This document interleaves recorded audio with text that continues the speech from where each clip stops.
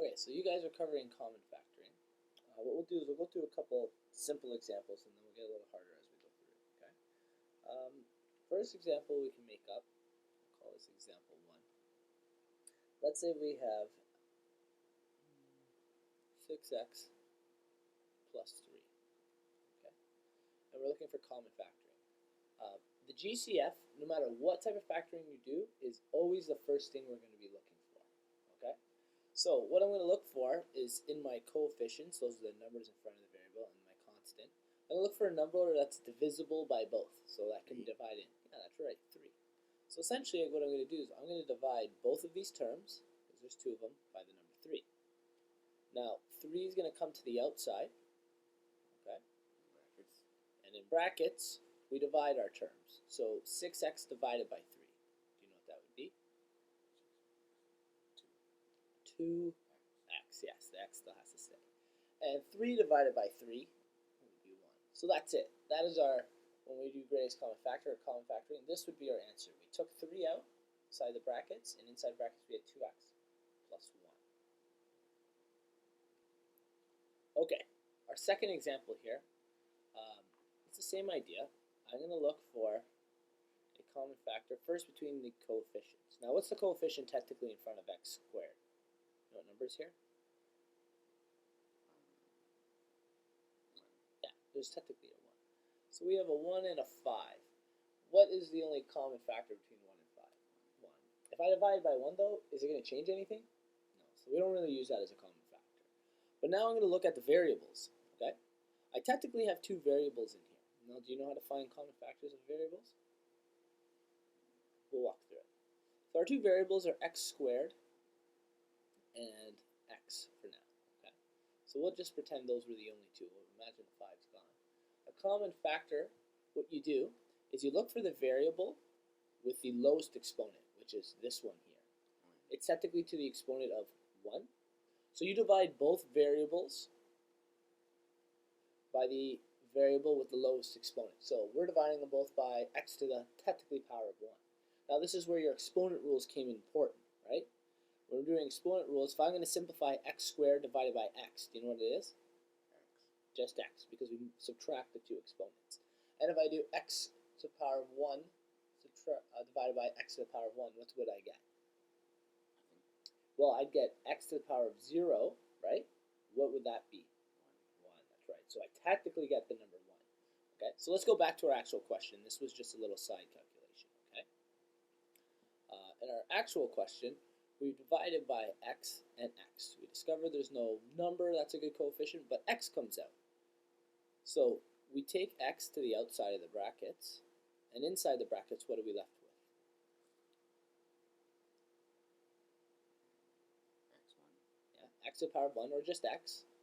And then, now, what happens here? This x, just 5. Those x's cancel each other out. Now, is it a positive or a negative 5? What's that sign there? Negative. So we just keep the sign that's in front. Okay? Because we divided by a positive number, think of your integer rules. What is a negative divided by a positive? It's going to give us a negative, right? Now, if I had divided by negative x, that would have changed everything. Because it would have been a negative divided by a negative, which would have given us what? Positive, right? Does that rule, those rules make sense to you? Wait, I have a question. Yeah. Sometimes this term will be negative outside the brackets as a common factor. You know what? Let's go ahead and try one right now. Okay, so let's say I have the term, we'll call this example 3. I'll just try to make one up. 8x squared plus 2x. Okay. I need to find the common factors here, let's say. Now, normally what they want you to do is they want your first term that's going to be inside the brackets, they usually want it to be a positive number. Okay? So since I have a negative right now, I need to actually factor out a negative. I can always factor out a negative. Does it always have to be plus the? It depends what your teacher wants.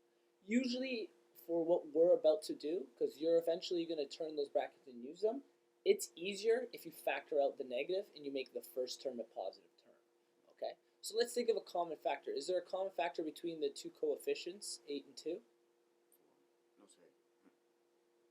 2, yeah. So we know we can divide both by 2. But what about the variables? Is there a common factor between them? X. So we can divide both by 2x. But what did we just say? We just said we wanted our first term to be what? A positive number? So we're actually going to divide by a negative. And the reason that is because a negative divided by a negative will give us a positive answer. Now that's going to change our second term in the brackets, but let's see what happens, okay? So let's say we get negative 2x, okay? Now, when I divide these terms, negative 8x squared divided by negative 2x. Yeah, very good. We get 4x. Now here's the tricky part. Yes, exactly. We get a positive divided by a negative, so that means we're actually going to have a negative answer, negative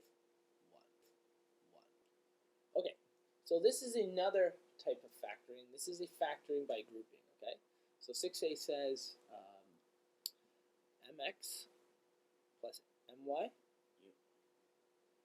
or plus 2x plus 2y.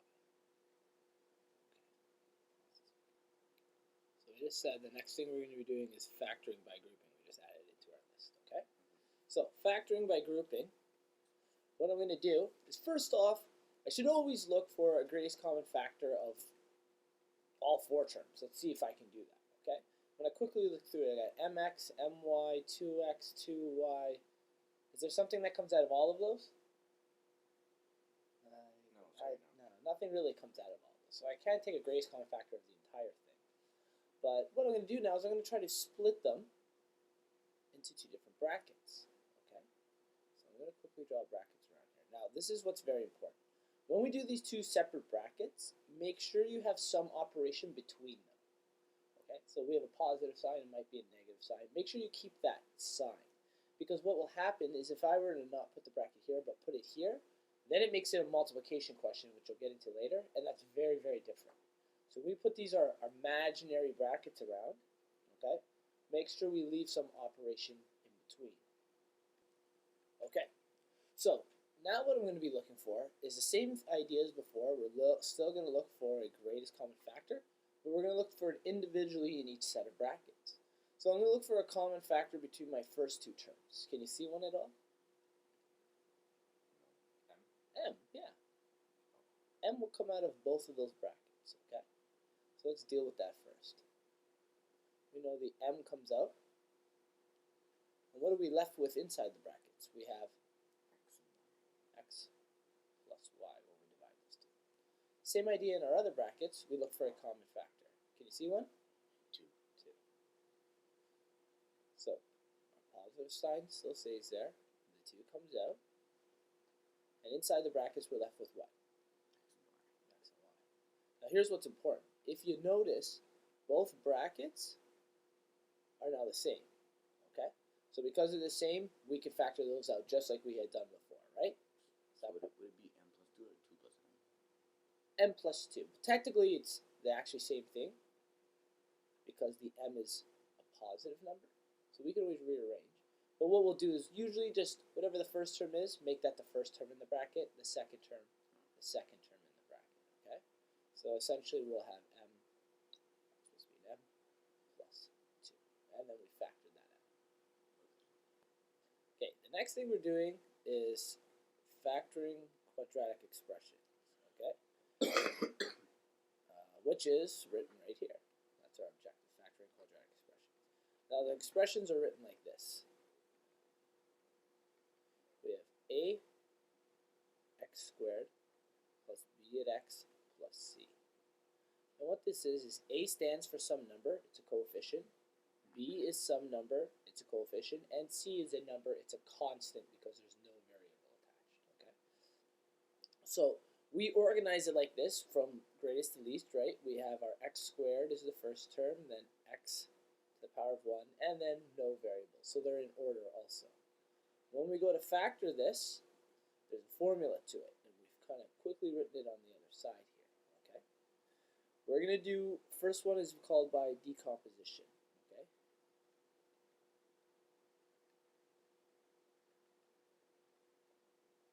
Actually, let's just, so we're factoring by decomposition, okay? Now, what we need to do in decomposition is I need to find two terms that add up to my b term, which is right here. And I also need two terms that multiply to what a times c is. So I have to multiply those two terms, okay? And then there's going to be a couple more steps, but that'll be our first part to this. So what we're going to do is the very first part here, we'll do decomposition. We'll use this example. Example 1, we have x squared plus 7x plus 12. Okay. So first thing we need to do is we need to define our variables for this. Okay. So we're going to take our equation from above, and we know that what is our a term here? What is the number technically? 1, right. It's technically a 1 there. That's our a term. What will our b term be? 7. Yep. And c? 12. Good. Now we know we need two terms that add up to what number now? To b, which is what number? 7. So we need two numbers. I have a question. Would the c always be? So this will always be a constant when we're doing our c. And our other thing we needed was two terms that multiplied to a times c, which are what for us? So, x squared. 1 and 1, 7. yeah, there you go. 1 and 7. Okay. And quickly, what is 1 times 7? 7. 7. Oh, sorry, not times 7. What am I saying? What's our c term here? 12. Not 7. 7 was our b term. Times 12. That's fine. So what is it in the end? 12. 12. Okay. So we need a pair of numbers that are going to add to 7 and multiply to 12. Now one way to do this is to write out all the factors of 12. Okay. So yeah. So factors of 12, we have 1 and 12. But you can find the difference too, though, right? Yeah. Well, we're going to find that out right now. 1 and 12, 6 and 2, and 3 and 4 are all factors of 12. 3 and 4. Yeah. Quickly looking at it, we know that 3 times 4 will give us 12, and 3 plus 4 will give us 12. Now we're not done now. Okay. Now I know your teacher would have shown you a shortcut, but I'm going to show you the way that'll work for everything, because eventually you're going to get into numbers where a is other than 1. Okay. So right now we're always working with a is 1 in this lesson, but I'm going to show you the method that will work with every single one. That way you get used to doing it. Okay. So we take our 3 and 4, and I'm going to rewrite my equation from above. I have x squared plus 7x plus 12. Now this 3 and 4 are letting me know that I can split my 7x into two terms. Okay. So I still have x squared. I'm going to split 7x into positive 3x, because we had a positive, and positive 4x plus 12. Now if we look, what is 3x plus 4x? 7x, right? So we know that's legit. I replace 7x with 3x and 4x. That works out fine. Now what we're going to do is our factoring by grouping, okay? Which is where we take our sets of terms and we look for common factors between them, okay? Well, is this the long way? This is a way that'll work for everything.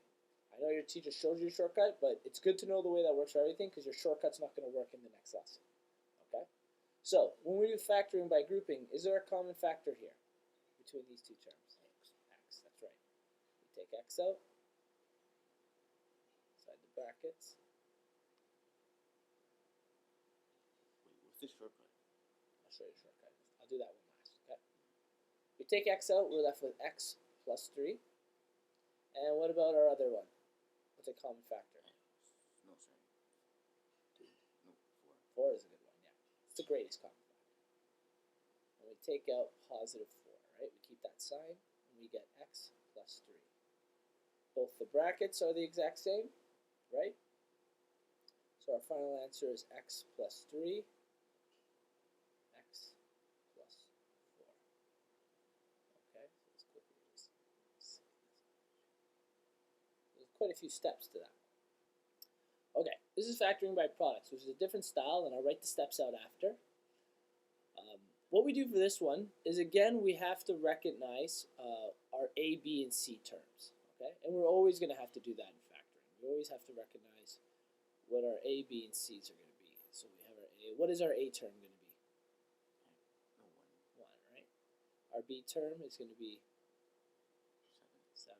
And our C term is going to be, yeah, pretty simple, right?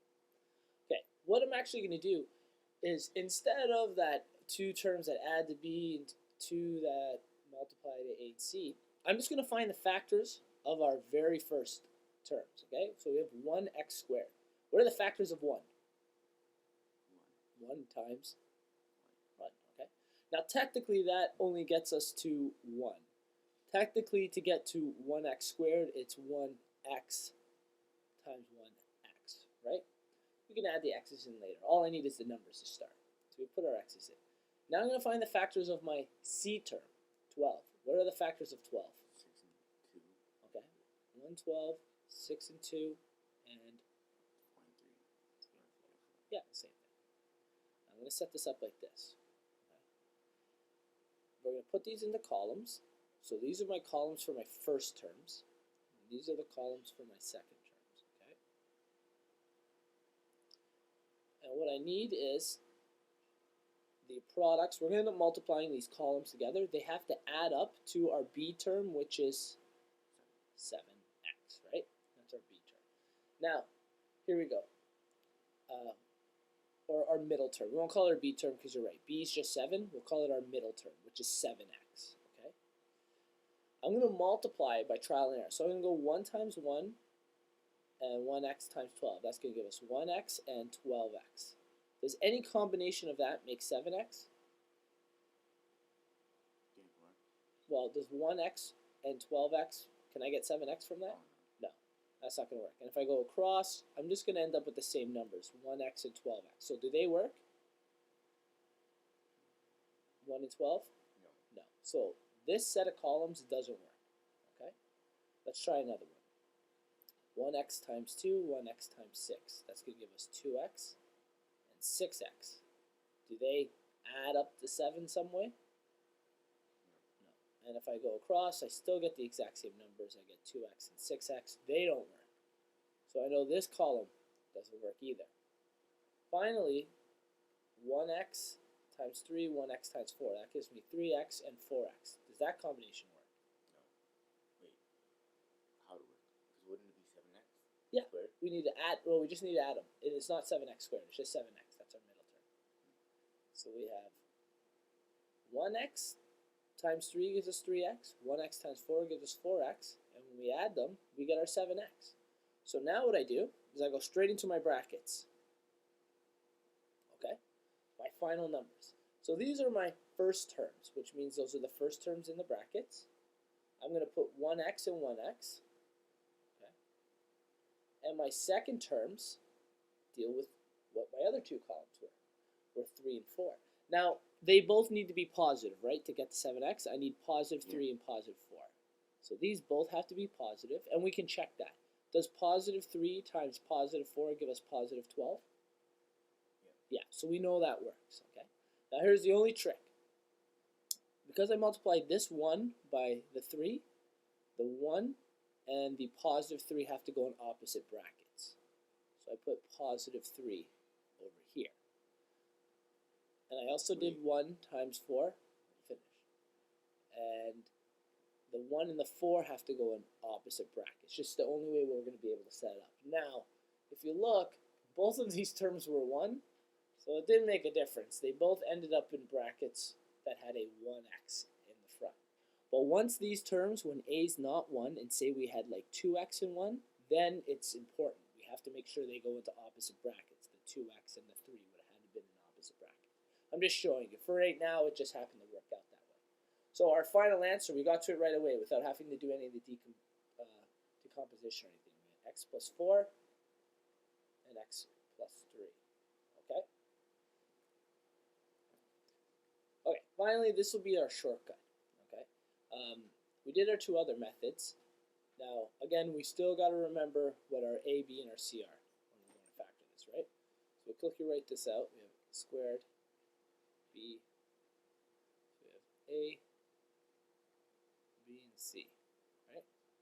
We know our c term, our b term, and our a term. Now, because a is equal to 1, and the shortcut only works when a equals 1. A is any other number, this method won't work, okay? Since in this version our a is actually 1, we can cheat. We've done this before. We need two terms that add up to our b, which is our 7, right? 3 and 4, yeah. We already know this because we've done the answer a couple times. And we need two terms, in this case, that are going to multiply to just c, okay? When they multiply to just c, it's going to be 12. Okay? So what that means now is once I find those numbers, which we know are 3 and 4 and 3 and 4, when I go to put them in the brackets, my first set of terms are always just going to be x and x. This is only for the shortcut.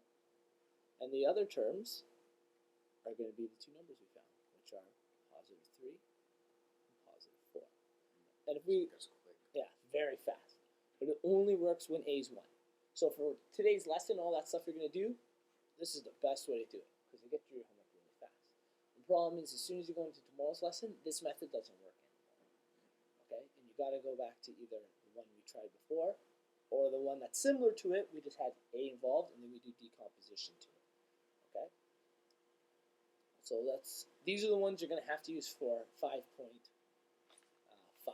you go into that lesson. This will work for today's, that lesson, that one right there. So why don't you give one or two? Okay, here's another example. We can use the shortcut because our a value is 1. Okay, so we're going to use the shortcut to get through this. We need two terms that are going to add up to our middle term b, which is negative 10, and two terms that multiply to 9, positive 9. Okay, so this is important here. We're going to write our factors out of 9 so that I can figure out, because I know there's going to be lots of numbers add to 10, but only so many factors of 9. We have 1 and 9 and 3 and 3. Okay. Now we need them to add up to negative 10. Now the good thing about multiplying positive numbers is there's two types. I can multiply positive 1 times positive 1, or positive 9, right?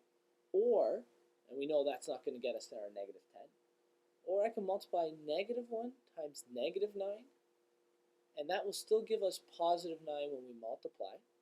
Will that add up to negative 10? Yeah. If we do a negative plus a negative, right? So we have the option, whenever we write our factors out below, we have the option of making them either both positive or both negative, as long as we're working with a positive number. If our c term was a negative number, then one of them would have to be positive and one will have to be negative. That's just one of our integer multiplication rules we remember. So for this question, we're going to be working with negative 1 and negative 9. Okay? And now that we have that, when we go into our brackets, we know q is going to be just to the power of 1 in each bracket. And one bracket will have negative 1, and one bracket will